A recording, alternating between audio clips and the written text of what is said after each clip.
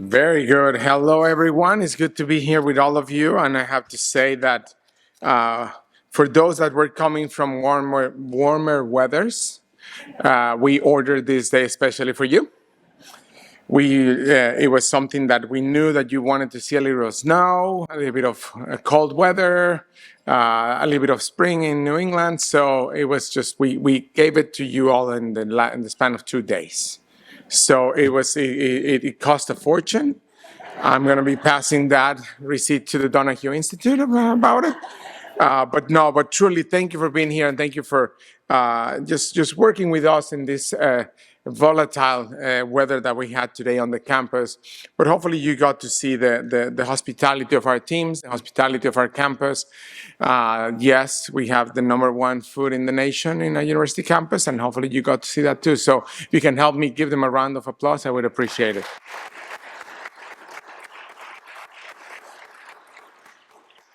And I would, as you go to the night, I always do this when we host an event at the house of the chancellor. I always ask our students to introduce themselves, whether they are the student ambassadors, they're the students that are working with dining, they're the students that are there for the event. And I ask them to introduce themselves. I'm not going to ask them to introduce themselves here tonight, but I do want to tell you that there's a lot of our students roaming around the room who are providing with you some of the food here, or they're providing you with your name tag at the entrance. Ask them about what's their major. Ask them about what comes next. I always tell the students that this is an environment in which they can learn to network. They can learn to talk about themselves in a very safe environment, because any event that is happening in this university, it happens for them. It's in their best interest. It's part of their learning experience. So this is a safe environment where they can be asked, hey, tell me what you do, tell me what's your major, what comes next. And they'll really start coming out of their shells in many cases. Sometimes they'll really come out of their shell and tell you about what their life dreams are. And they are incredible. So thank you for your patience when that happens. But I would say first, I would like to extend a special welcome to our ceremony co-sponsor, the Community Foundation of Western Massachusetts, who's represented by President and CEO Megan Burke, who I saw here. Where's Megan? Very good, Megan. Thank you, thank you. As well as thank you, Representative Natalie Blay, who's always here and a great advocate for us. So thank you. Thank you for being here tonight. Lynn Grismer, someday you're going to tell me how to pronounce exactly your name. Lynn, where are you? Very good. President of Amherst Town Council and a former executive director of the UMass Amherst Donahue Institute, and someone that I consider a friend, a partner, and a collaborator as we really tackle on all the big opportunities that we have in the region. And Eric Heller, former executive director of the UMass Amherst Donahue Institute. Where's Eric? Very good. Thank you for being here. Thank you all of you for being here and for your continued support. As a land-grant university and as the flagship campus of the Commonwealth, which many of those universities here represented today this identifies with your own identity. We have a fundamental mission is that of the public good, and servicing the public good. Advancing research and knowledge for the betterment of our shared society is critical to be able to have that on our mission. But the reality is that it doesn't happen on its own. It's UMass Amherst faculty and researchers who are the stewards of the discovery and innovation and the efforts in our campus that make that happen. The research conducted in our laboratories is used to provide real-world solutions to some of the Commonwealth's most pressing issues. Issues such as climate change, clean energy, and sustainable food production. Our faculty engage in a broad range of community-based research. For example, UMass Energy Transition Institute and its associated PhD fellowship program, Elevating Equity Values in the Transition of the Energy System, that we call, it's too long of a term, we call Elevate, conduct stakeholders engaged research with people in local communities that have been traditionally excluded. And I want to repeat that because I think that as much as we work on energy transition, the important aspect of this effort is to work in stakeholder engaged research with people in local communities that have been traditionally excluded. It's important to ensure that we are looking for equity in everything we do. Their goal is to both empower community members with information about the transition to renewable energy, as well as to listen to community perspectives that help inform the research of our faculty and our researchers.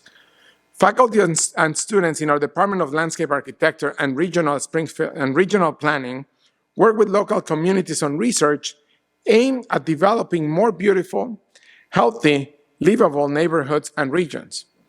And I want to really repeat that part because we really mean it. More beautiful, healthy, livable neighborhoods and regions. All regions, not just some of them. That is an important aspect. For example, our LARP faculty and students work in close partnership with the City of Springfield's Office of Planning and Economic Development on a range of projects designed to make the city more livable. They helped establish the Make It Springfield, a downtown community makerspace that provides missing social infrastructure for people of all ages, designed urban public spaces such as parks, trails, and have helped to envision a new transit-oriented neighborhood adjacent to Springfield's Union Station Transit Hub. And U.S. faculty and researchers across multiple disciplines are working in partnership with community organizations and health centers to study the power of food to promote health and reduce chronic illnesses. Food as medicine. This includes partnering in 3 separate produce prescription programs supported by the United States Department of Agriculture to aim to promote healthy eating, reduce food insecurity, and lower healthcare costs. And I still want to repeat, promote healthy eating, reduce food insecurity, and lower healthcare costs for everyone. That is an important aspect of their focus. These are just a few examples of how UMass faculty and research serve our great community. UMass Amherst also serves the public good by preparing the Commonwealth's future workforce and future leaders. Our students don't just work towards a degree.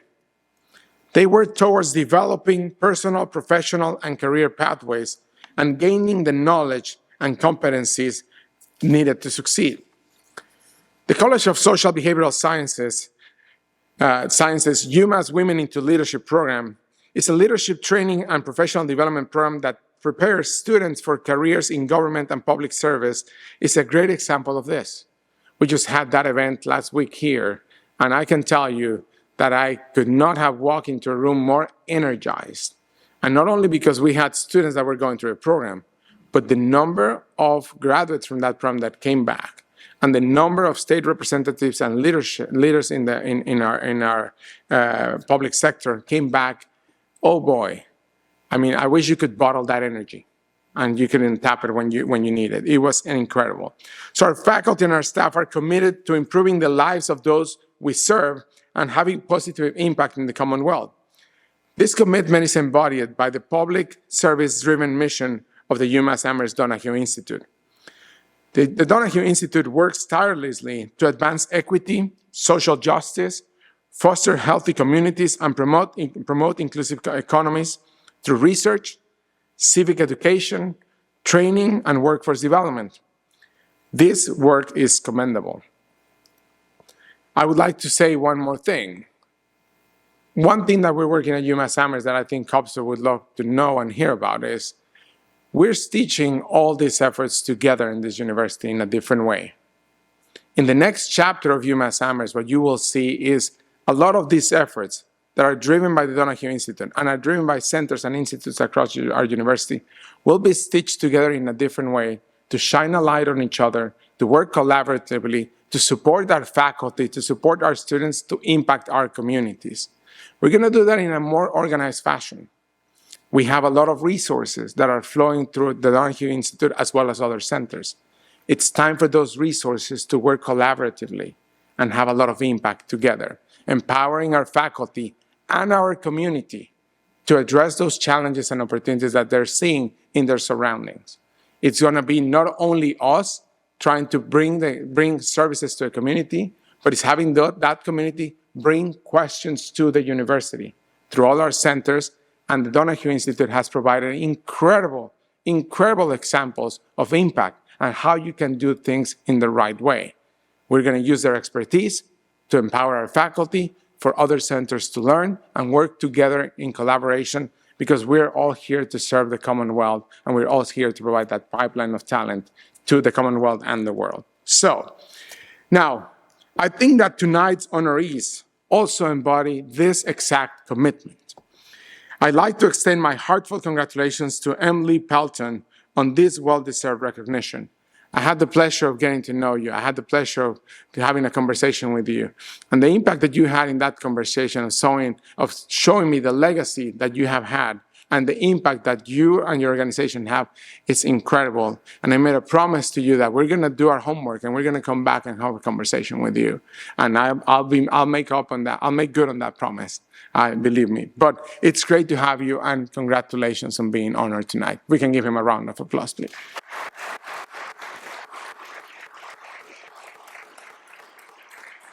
I would also like to posthumously recognize former Representative Stephen Kulik for his deep commitment to public service. And I would like to thank Suzanne Kulik for joining us tonight. Where's Suzanne?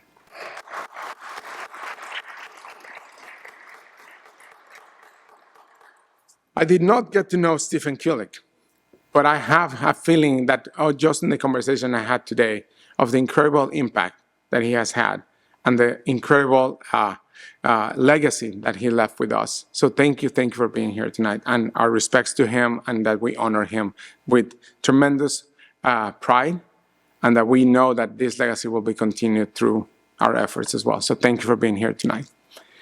Finally, I would like to thank UMass Amherst Donahue Institute, the Community Foundation of Western Massachusetts, and everyone who supports this important work. It is an honor to be part of this community. And when I say this community, I don't mean only UMass Amherst and the community in the Pioneer Valley of the Commonwealth. I mean the COPSO community that is all represented here today. Because as some people were saying back there, when they went to they got to see them, hopefully there's a couple of individuals that yesterday, I think it was, they were going up the elevator and they were harassed by a guy that was just asking me, so what are you doing on the campus? And just kept asking them questions about, so what's COPSO? And I knew what COPSO, but I wanted to hear from them. And in the end, they look at me like, who's this guy? Who's this guy? And I didn't mention that I was a chancellor that was going to speak here tonight or anything. But I just asked them questions. But it was great to hear from them that the community of practice that you have, that you see yourselves as really support for each other. And that a lot of my remarks today talk to the community engagement, the empowering of the community to solve some issues, was from that, I would say, 30 to 90-second elevator ride that for some of them, I sure looked like a decade when I was asking questions. So thank you very much for being here tonight, and thank you for having us, and thank you for hosting this event at UMass Amherst. You can come back anytime. We will welcome you with open arms. Thank you.